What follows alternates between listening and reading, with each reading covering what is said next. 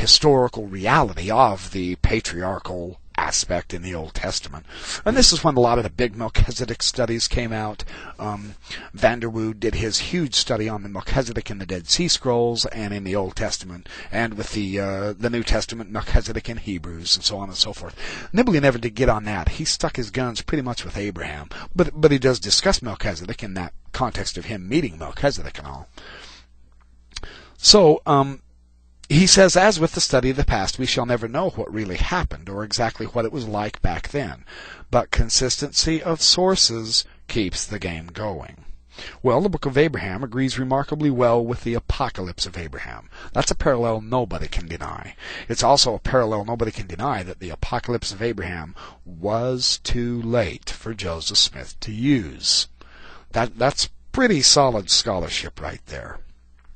And then, of course, what else Nibley did in his studies in the Improvement era is he said it's not only in the ancient Old Testament parallels, but he found the ideas, the same ritual aspects, for instance, in Egyptian, Babylonian, and even the Greek traditions of great antiquity. And it's not just a generalized view that anybody could make up. No, there were absolute specific details. This bed of Procrustes, where the king would put prisoners of war and sacrificial victims on his altar and stretch them and kill them and sacrifice them.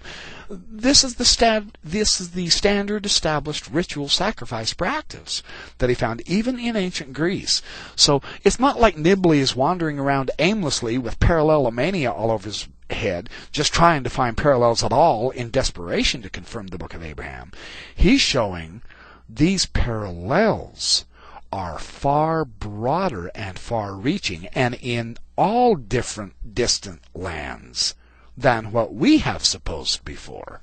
It's not him being desperate, it's him enlightening us, showing us, hey, this is far more extensive in the ancient world than, quote, I would say, normal historians, unquote, would say. That's what I would say. The Egyptian and the Mesopotamian texts thrust Israel into a real world. We have specific parallels. These specific parallels now, mind you, they are grounded on historical and cultural connections.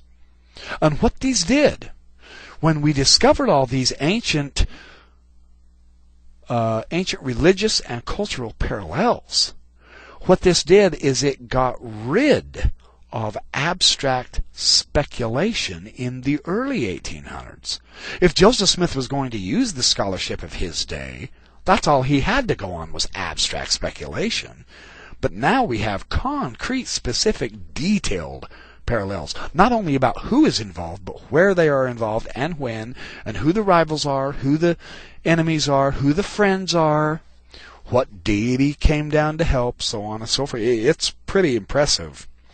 So there's no retreat from the study of parallels. All of biblical archaeology deals with parallels, of course. There's no question there. So he notes that the Abraham story in 1835 has been placed in our hands, and it's the same story. Someone has produced what purports to be an ancient document, and as Friedrich Blass points out, commands our respect and obligates us to give the benefit of the doubt to the claims until those claims are proven spurious. See, the critics do it backwards. Friedrich Blass, one of the great textual critics of the late 1800s and early 1900s, he said, no, you always take the ancient document at face value. You don't instantly declare it to be a fraud and then search for parallels.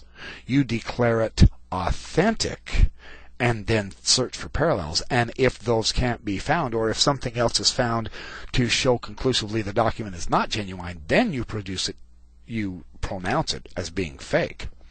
See, this is backwards from how the critics against the LDS scriptures work.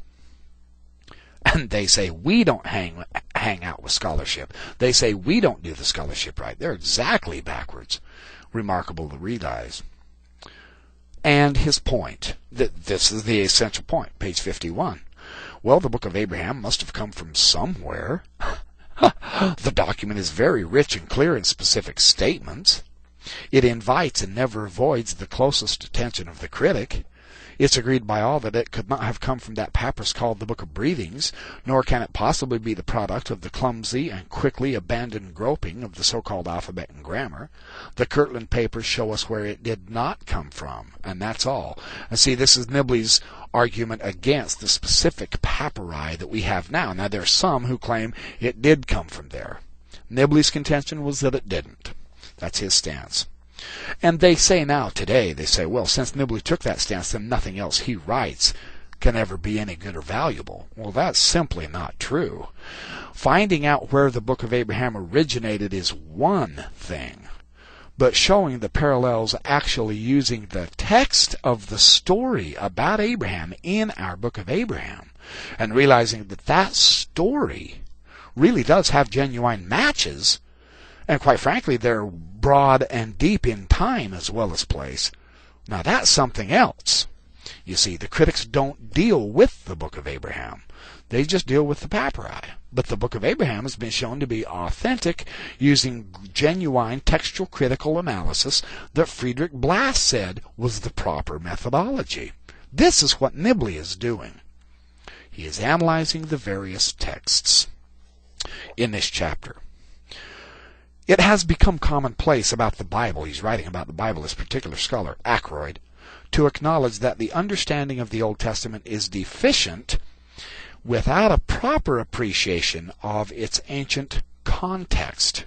In other words, what we have to do is we have to find out how it fits into the giant jigsaw puzzle. Not by itself, however. When we understand the ancient biblical context, even of the patriarchal narratives of Abraham, Isaac, and Jacob, Enoch, Methuselah, Melchizedek, whichever patriarch we're dealing with, listen to the amount of parallels of other cultures that Ackroyd himself says we must bring into the picture. He mentions the Egyptian, the Mesopotamian, the Hittite, the Ugaritic, and North Semitic sources.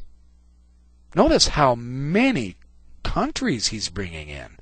See, Nibley is accused, when he does this, of just filling in the gaps and stupidly taking up our time because he's desperate for something to sound authentic and realistic when it's all fake. No, he is using the established bona fide biblical scholarship of his day. And quite frankly, I haven't seen this change at all. I mean, the year is 2007.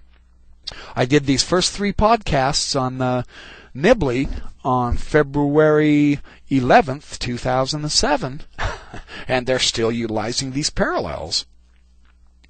Now, it's granted, of course, the fundamental truths of the Bible cannot be demonstrated by archaeology. Still, what is becoming clearer and